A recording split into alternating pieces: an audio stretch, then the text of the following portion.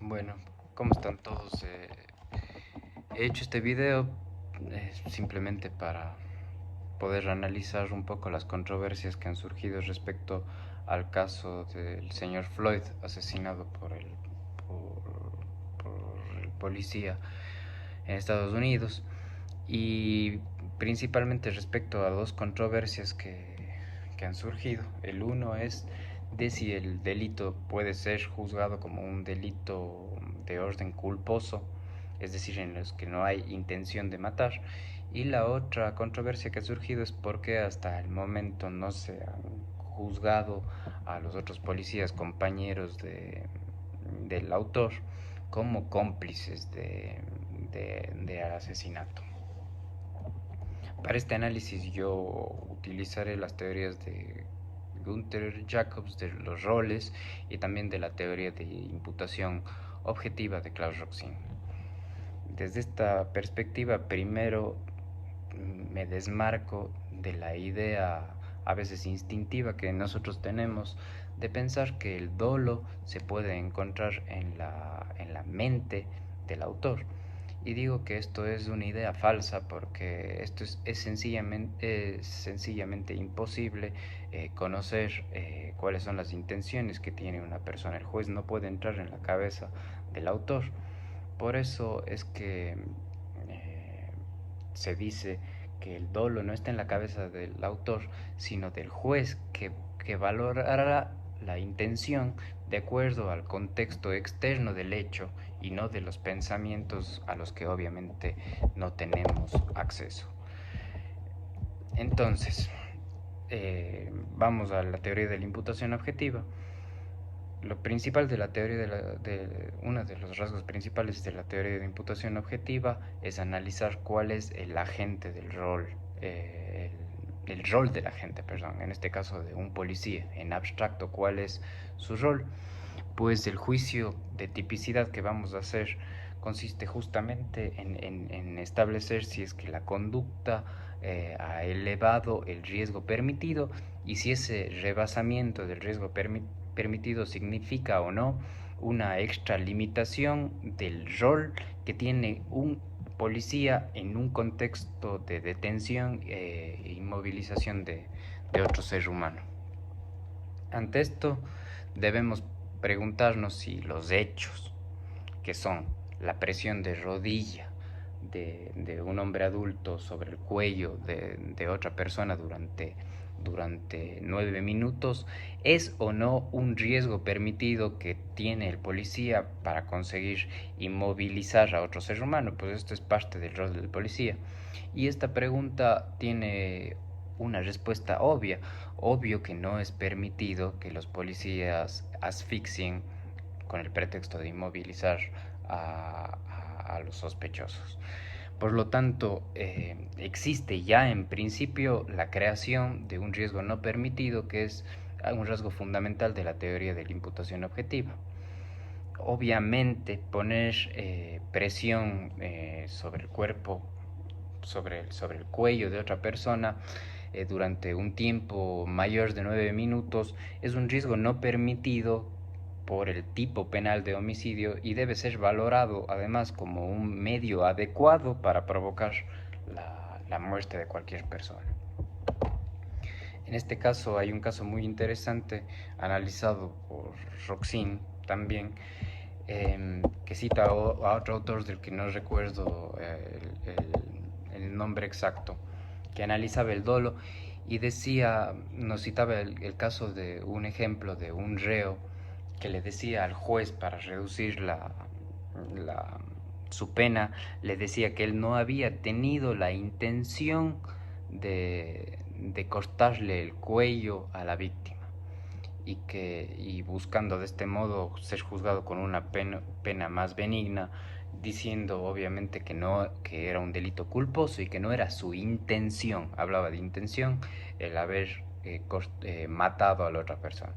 Sin embargo, aquí el autor nos dice, la teoría nos dice que el juez no podrá juzgar esto como un delito culposo, no porque conozca qué es lo que está pensando el autor, que usa su espada, sino porque en los hechos se ve, y de una máxima de interpretación general, todos sabemos que los cuellos de las personas no son tan sensibles como para que al poner una espada sobre el cuello sea suficiente para diseccionarlo. Entonces todos sabemos que se necesita una presión extra y justamente en este hecho que significa la presión sobre el cuello necesaria para atravesarlo es donde vamos a encontrar el dolo. Por lo tanto, el dolo lo encontramos en el hecho en la parte objetiva, como diría Jacobs, no en la parte subjetiva. Pues este hecho de la fuerza que se utiliza para diseccionar el cuello de otra persona con una espada ya implica un dolo. Eh, en, al traer ese ejemplo al caso del señor Floyd, podemos decir lo mismo, que justamente todos sabemos que ejercer presión sobre el cuello de otra persona es un medio idóneo para matarla. Entonces, justamente el dolo va a ser encontrado además en el mismo contexto de una persona que dice no puedo respirar durante varias veces y que todos sabemos que estar en el cuello de otra persona durante más de 9 minutos puede asfixiarla. En este sentido, a mi criterio, bajo esta postura, debería ser juzgado como un delito doloso, no como un delito culposo. Justamente pues la voluntad se ve evidenciada en el despliegue de estas fuerzas y justamente bajo todos los criterios que ya mencioné antes. Entonces debería ser juzgado como un delito doloso de homicidio de acuerdo a la dogmática y de acuerdo a la teoría de la imputación objetiva. Y ahora vamos a la segunda controversia de la que hablábamos, que era que, que por qué no se juzga a los otros policías como partícipes. De acuerdo a la dogmática y de acuerdo a nuestro Código Orgánico Integral Penal, no existe participación en los delitos culposos. Eso dice la doctrina y dice el artículo 43 del Código Orgánico Integral Penal. Entonces, si es que el delito es doloso, como nosotros concluimos, sí puede haber participación. Entonces, partamos de eso. Aquí lo que existiría, obviamente, porque son varias personas que participan en el hecho, existiría una división del trabajo. Y aquí la teoría de la imputación objetiva nos habla del principio de confianza y que significa que cuando se divide el trabajo, uno confía que la otra persona va a realizarlo de manera correcta.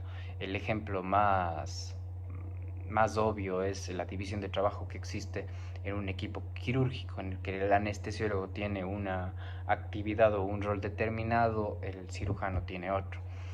Entonces aquí podemos decir lo mismo, hay una división del trabajo y se podría decir que hay un principio de confianza. Aquí, aquí cito nuevamente otro ejemplo, que en el caso de que un terrorista se suba en un taxi y este le dice al taxista que lo lleve a un lugar donde va a poner una bomba y le muestra la bomba que va a poner, eh, si es que este no conoce y realiza simplemente su trabajo de taxista, este está cumpliendo con su rol estereotipado, que es el de llevar a personas de un lugar al otro. Pero hay la excepción a este principio de confianza justamente cuando se conoce que la otra persona va a realizar un delito. En el caso en concreto de los policías cambia un poco porque los policías tienen una posición de garante sobre la sociedad. Su rol estereotipado es justamente el de respetar los derechos humanos. Cada detención tiene que respetar los derechos humanos. Y cuando se sale de ese rol, se rompe, se crea un riesgo no permitido de nuevo. Y además, en el conocimiento de los otros agentes de policía de que esa parte que realizaba la detención estaba asfixiando a la otra persona, al no haber hecho nada para impedir eso desde su posición de garante y tener el pleno conocimiento de que la persona estaba siendo asfixiada, en este caso también deberían ser juzgados en principio como autores como partícipes, como cómplices del delito. Además de, obviamente, no prestar el auxilio debido si es que eso está tipificado como un delito independiente, pero además, si es que no es así, a mi criterio sí podrían ser procesados como cómplices de este homicidio doloso. Y nada, esa es mi opinión y espero que les haya servido de algo. Igual si tienen algún criterio, los amigos abogados o lo que sea, o algún error que tal vez estoy teniendo, si me lo señalan, está perfecto.